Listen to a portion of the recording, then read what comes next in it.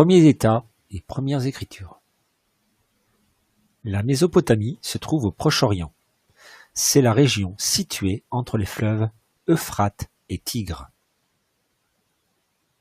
C'est une civilisation très ancienne, mais elle se développe surtout à partir de 3500 ans avant Jésus-Christ.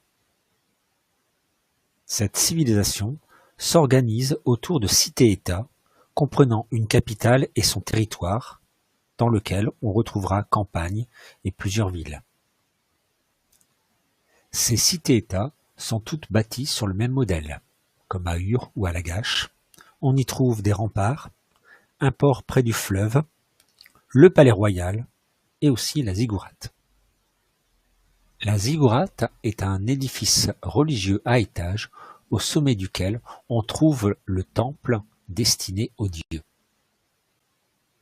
Ce sont des rois qui dirigent ces cités-États. Ils sont à la fois des guerriers, des bâtisseurs, des législateurs, c'est-à-dire qu'ils créent les premières lois. Les premières villes de l'histoire peuvent être très importantes et compter jusqu'à plusieurs dizaines de milliers d'habitants. Les habitants sont polythéistes et croient donc en plusieurs dieux. Nana, Enki, Marduk.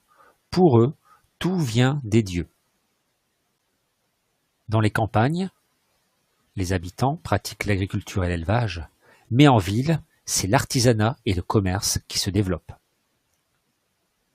L'écriture se développe d'abord sous forme de dessins stylisés, ce sont les pictogrammes.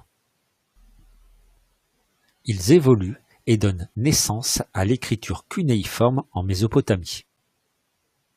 Puis, plus tard, aux hiéroglyphes en Égypte.